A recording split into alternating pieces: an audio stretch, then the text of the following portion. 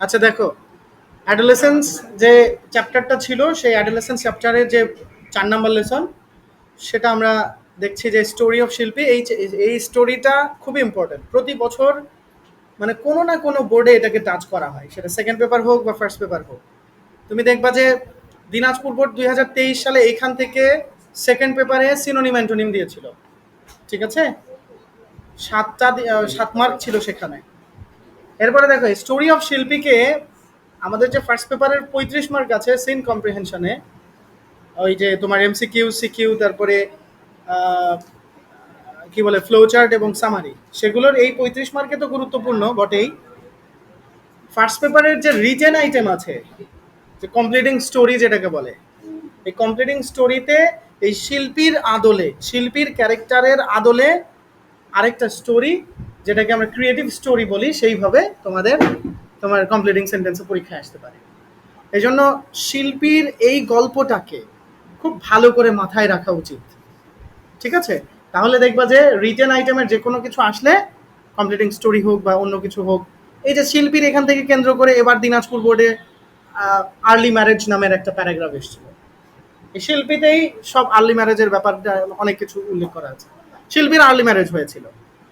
যাই হোক, এই গল্পগুলোকে খুব ভালো করে পড়া উচিত বলে আমি মনে করি। দেখো, স্টোরি অফ শিল্পী। শিল্পী কে ছিলেন? শিল্পী ছিল একটা 15 বছরের মেয়ে। She was only 15 years old। তার বয়স মাত্র 15 বছর ছিল when she married Rashid in 2008। যখন তিনি 2008 সালে রাশিদকে বিয়ে করেন, তখন তার বয়স মাত্র 15 বছর। Marrying of daughters at an early age is a standard practice for many families living in rural Bangladesh. এই যে ম্যারিং অফ, অ্যাপ্রোপ্রিয়েট প্রপোজিশন, বিয়ে দিয়ে দেওয়া, অর্থাৎ বিয়ে হয়ে গিয়েছে, বিয়ে হওয়ার পরের অবস্থা। তো বলছে বিয়ে দিয়ে দেওয়া মেয়েদেরকে অ্যাট অ্যান আর্লি এজ, খুব তাড়াতাড়ি, শীঘ্রই, অর্থাৎ কম বয়সে মেয়েদেরকে বিয়ে দিয়ে দেওয়া ইজ আ স্ট্যান্ডার্ড প্র্যাকটিস।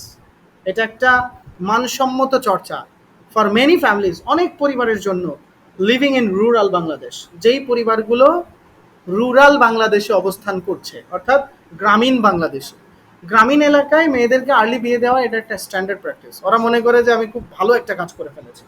ঠিক আছে, তারপরে কি বলছে দেখো, আফটার হার ওয়েডিং, তার বিয়ের পরে শিল্পী জয়েন্ড আ লোকাল এম্পাওয়ারমেন্ট গ্রুপ।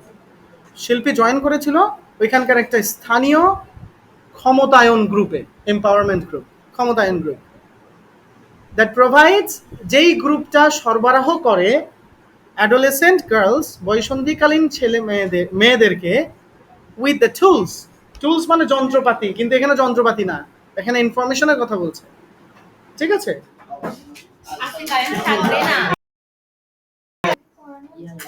আচ্ছা অসুবিধা নাই, দেখো আমার তো রেকর্ড চলবে, সমস্যা নাই।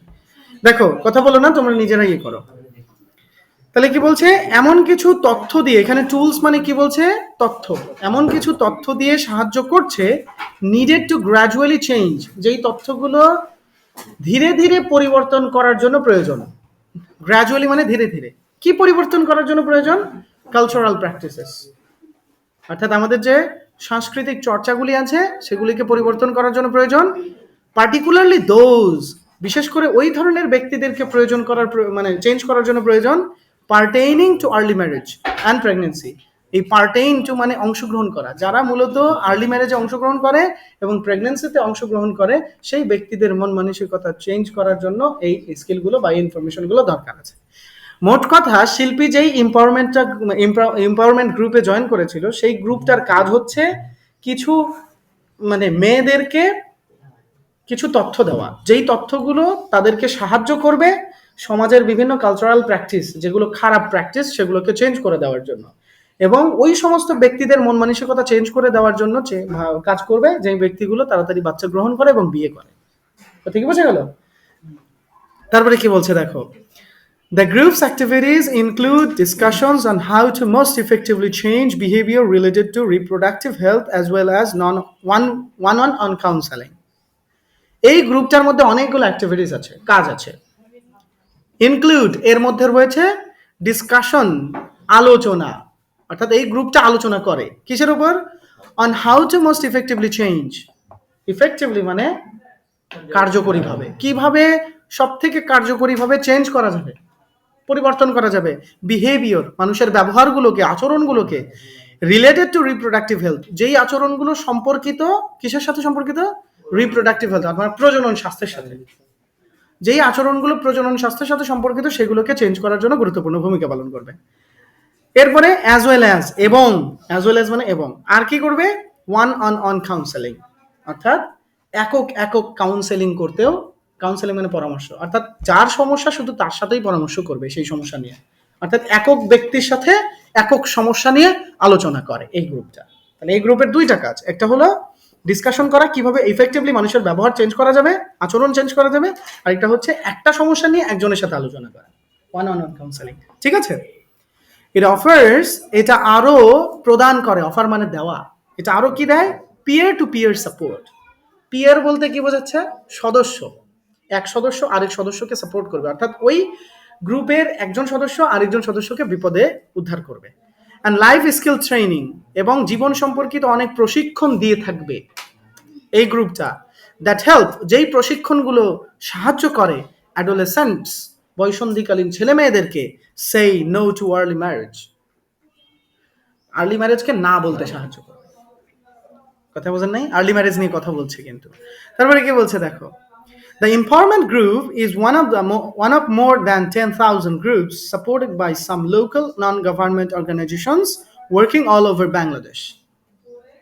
এই গ্রুপটা বাংলাদেশে কাজ করছে প্রায় 10,000 গ্রুপ, সেই গ্রুপের মধ্যে একটি গ্রুপ, অর্থাৎ শিল্পী যেই গ্রুপে জয়েন করেছে সেই গ্রুপটা বাংলাদেশে কাজ করা এরকম 10,000 গ্রুপের মধ্যে একটি গ্রুপ।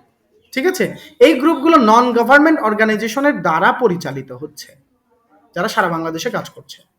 তারপরে কি বলছে দেখো, দিজ এনজিওস ওয়ার্ক, এই এনজিও গুলো কাজ করে, আবার এই নন গভর্নমেন্ট অর্গানাইজেশন গুলো কাজ করে through Canada's adolescent reproductive health project. কানাডার একটা অ্যাডোলেসেন্স ভিত্তিক রিপ্রোডাক্টিভ হেলথ প্রজেক্ট আছে, অর্থাৎ একটা প্রকল্প আছে কানাডা থেকে আসা প্রকল্প, সেই প্রকল্পের আওতায় কাজ করে। কথা বলো না ভাই, তাহলে কি বলছে, তাহলে শিল্পী যে গ্রুপে জয়েন করেছে সেই গ্রুপগুলোকে চালায় বাংলাদেশের নন গভর্নমেন্ট এনজিও গুলো। আবার এই নন গভর্নমেন্ট এনজিও গুলো আবার কাদের মাধ্যমে পরিচালিত হয়, বিদেশি সংস্থা দ্বারা। যেমন এই শিল্পীর গ্রুপটাকে পরিচালনা করেছিল কানাডার একটা রিপ্রোডাক্টিভ হেলথ প্রজেক্ট, প্রজনন স্বাস্থ্য সম্পর্কিত একটা প্রকল্প, সেটির মাধ্যমে। তারপরে কি বলছে দেখো, হুইচ অলসো এইমস, এই প্রকল্পটিরও এইম মানে কি, লক্ষ্য কি করা, টু ইনক্রিজ, বৃদ্ধি করা, অ্যাক্সেস, মানুষের প্রবেশ অধিকারকে বৃদ্ধি করা, অ্যাক্সেস টু অ্যাপ্রোপ্রিয়েট প্রপোজিশন। ঠিক আছে, কোয়ালিটি হেলথ সার্ভিসেস ফর অ্যাডোলেসেন্টস, অর্থাৎ অ্যাডোলেসেন্ট পিরিয়ডের ছেলে মেয়েদের যেন কোয়ালিটি স্বাস্থ্য সেবা দেওয়া যায়, মানসম্মত স্বাস্থ্য সেবা দেওয়া যায়, সেই লক্ষ্যে এই প্রজেক্টে কাজ করছে। বাংলাদেশে কিন্তু কোয়ালিটি হেলথ সার্ভিস নাই, যার কারণে অ্যাডোলেসেন্স পিরিয়ডের এই ছেলে মেয়েদেরকে কোয়ালিটি হেলথ সার্ভিস দেওয়ার জন্য এই প্রজেক্টটি কাজ করতে এসেছে। তারপরে কি বলছে দেখো, during one of the group sessions, গ্রুপের একটি সেশনে, অর্থাৎ মিটিংয়ে, সেশন মানে মিটিংয়ের কথা বলছে, একটা মিটিংয়ে শিল্পী কেম টু আন্ডারস্ট্যান্ড, শিল্পী বুঝতে পারলো the potentially harmful effects, potentially মানে সম্ভাবনাময় কিছু হার্মফুল ইফেক্টের ব্যাপারে জানতে পারলো, ক্ষতিকর বিষয়ের ব্যাপারে, of early marriage and pregnancy, তাড়াতাড়ি বাচ্চা নিলে কি হবে, তাড়াতাড়ি বিয়ে করলে কি কি ধরনের ক্ষতি হবে, সেরকম সম্ভাবনাময় ক্ষতি সম্পর্কে সে বুঝতে পারলো একটা মিটিংয়ে। While maternal mortality in Bangladesh has declined by more than 50% since 2001, the rate remains high with 173 maternal deaths per 1 lakh live births in 2017, dropping from 322 in 2001. এখন একটা পরিসংখ্যান তোমাদেরকে বলতে হবে, এখানে পরিসংখ্যান একটু দেখো, খাতায় লিখতে হবে, আমাকে মার্কারটা দাও তো। আচ্ছা দেখো, 2001 সালে প্রতি 1 লাখে মারা যেত 322 জন, কিন্তু 2017 সালে এসে প্রতি 1 লাখে মারা যেত 173 জন মা সন্তান জন্ম দেওয়ার সময় মারা যাচ্ছে, তার একটা পরিসংখ্যান। এই যে 2001 থেকে কমে 2017 সালে 173 জন হলো, এইটাকে বলা হচ্ছে 50% কমে গিয়েছে। কথা কি বোঝা গেল? দেখো একটু চারটা দেখো। এই যে ধরো 2001 সাল 322, 2017 সাল 173, এই যে এখানে কমে কমে গেছে না, এটা হলো 50%। কত পার্সেন্ট কমে গেছে? 50%। কতজনের মধ্যে এটা? 1 লাখের মধ্যে। একটু দেখি। While maternal mortality in Bangladesh, বাংলাদেশে ম্যাটারনাল মর্টালিটি মানে মাতৃমৃত্যুর হার has declined মানে কমে গিয়েছে by more than 50%। কত পার্সেন্টের বেশি কমে গিয়েছে? 50%-এরও বেশি কমে গিয়েছে since 2001। 2001 থেকে 50% কমে গেছে। 2001 সালে যেমন ছিল 2017 সালে এসে 50% কমে গিয়েছে। কমে যাওয়ার পরে যে রেটটা হয়েছে সেই রেটটা হচ্ছে 173। The rate remains high. এই যে কমে যাওয়ার পরে 173 যে ম্যাটারনাল ডেথ হয়েছে, মাতৃমৃত্যুর হার হয়েছে, সেটাও যেন হাই হয়ে আছে। তার মানে আরো কমা উচিত ছিল। কমে যাওয়ার পরে 173 হয়েছে, তারপরেও তাদের কাছে হাই মনে হচ্ছে। এবং সেই মৃত্যুটা কত লাখের মধ্যে হয়েছে? পার 1 লাখ, মানে প্রতি 1 লাখে মৃত্যু হচ্ছে 173 জন করে। কত সালে? 2017 সালে।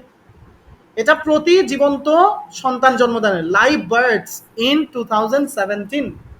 2017 সালে প্রতি জীবন্ত 100 মানে শিশুর জন্মদানের ক্ষেত্রে 173 জন মায়ের মৃত্যু হচ্ছে। মুগ্ধ ভাই কথা বলো না, গন্ডারের মতো হাসে একটা, মেজাজ খারাপ হয়। এদিক দেখ, যেটা ড্রপিং ফ্রম 322 ইন 2001। যেই কমে যাওয়াটা, অর্থাৎ 173টা কমে গিয়েছে। কোত্থেকে কমে গিয়ে? ড্রপিং মানে কমে গিয়েছে, পড়ে গিয়েছে ফ্রম 322, 322 থেকে কমে গিয়ে, যেই 322 ছিল 2001 সালে। 2001 সালে যে 322 জন ছিল মৃত্যুর সংখ্যাটা, সেখান থেকে ড্রপ হয়েছে মানে কমে গিয়েছে, পড়ে গিয়েছে, সেটা 2017 সালে 173 জন হয়েছে প্রতি 1 লাখে। তারপরেও যেন এই রেটটা হাই অবস্থায় রয়েছে। কথা কি বোঝা গেল?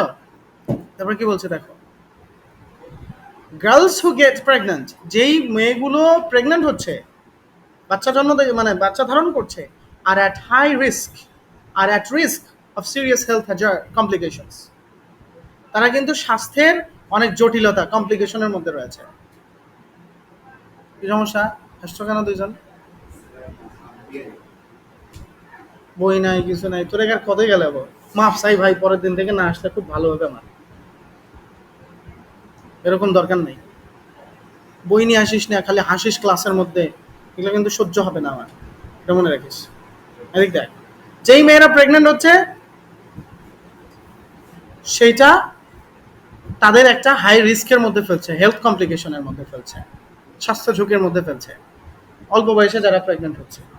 দিস ইনক্লুড, এই রিস্কগুলোর মধ্যে রয়েছে ডেঞ্জারাস হেমোরেজ অ্যান্ড ফিস্টুলা, মারাত্মক রক্তক্ষরণ এবং ফিস্টুলা। মানে ফিস্টুলা কি? হেমোরেজ মানে তো রক্তক্ষরণ। ফিস্টুলা হচ্ছে a painful internal injury caused by obstructed childbirth. এটা হচ্ছে পেইনফুল একটা ইনজুরি, মানে খুবই ব্যথাদায়ক একটা ইন্টারনাল ইনজুরি, ভিতরের আঘাত, কজড বাই যেটা ঘটে অবস্ট্রাক্টেড চাইল্ড বার্থ, বাধাগ্রস্ত সন্তানজন্মের ক্ষেত্রে। যখন একটা বাচ্চার পর্যাপ্ত জায়গা পাবে না সন্তান জন্ম দেওয়া মানে জন্মগ্রহণ করার ক্ষেত্রে, তখন কিন্তু ওই যেই রাস্তাতে বের হয় সেই প্যাসেজটা কিন্তু অনেক বেশি ইনজুর্ড হয়, অনেক ব্লিডিং হয়। তোমরা বুঝবে না, এগুলা বুঝবে যারা যারা এই এই সমস্যার সাথে সম্মুখীন হয় এবং যারা এগুলো দেখেছে, তারা তারা বুঝবে এগুলোর কষ্ট কত। তো এই এই কষ্টের কারণে যে ইন্টারনাল পেইনফুল, মানে ভিতরের যে আঘাতটা হয়, পেইনফুল ইনজুরি, সেটাকে বলা হয় ফিস্টুলা। এটা মা সন্তান জন্ম দেওয়ার সময় যে আঘাতটা সহ্য করে, কোনো স্বাভাবিক মানুষ যদি কোনো অ্যাক্সিডেন্টের মাধ্যমে সেটা পায়, তাহলে তার হাড় গুঁড়ো হয়ে যাবে, গুঁড়ো হয়ে যাবে, বাঁচতে পারবে না সে। বুঝো নাই? আল্লাহ রসুল কিন্তু মাকে এমনি এত পজিশনে রাখে নাই, বাবাকে কিন্তু 4 নম্বর পজিশনে রেখেছে, মাকে প্রথম 3টা জায়গা দিয়ে দিয়েছে। এই প্রেগন্যান্সির কথা শুনে তোমার হাসি পায়? বেয়াদব ছেলে, হ্যাঁ? এগুলো কি ন্যাচারাল প্রসেস না? তাহলে কি জন্য হাসছিলে? কেন, কে ডাকতেছিল? কেন ডাকতেছিলে? কিসের জন্য কলম লাগবে? তোমার নাই কলম? ব্যাগটা কিসের জন্য নিয়ে এসেছো? প্রত্যেকদিন ওয়ার্ন করতে পারবো না, একদিন বাদ দিয়ে দেবো। ওয়ার্নিং দেওয়ার টাইম শেষ। এদিকে দেখো, আমার কি মনে হচ্ছিল, তোমরা মেয়েদের প্রেগন্যান্সির ব্যাপারে হাসতেছো। This is a natural process man. You you have already come out from your mother's womb. তোমার মায়ের ওম থেকে তুমি অলরেডি বের হয়েছো। তোমার মা তোমাকে এভাবেই জন্ম দিয়েছে। তোমার স্ত্রীকে ওইভাবে তোমাকে জন্ম দিয়ে, মানে তোমার সন্তানকে জন্ম দিতে হবে।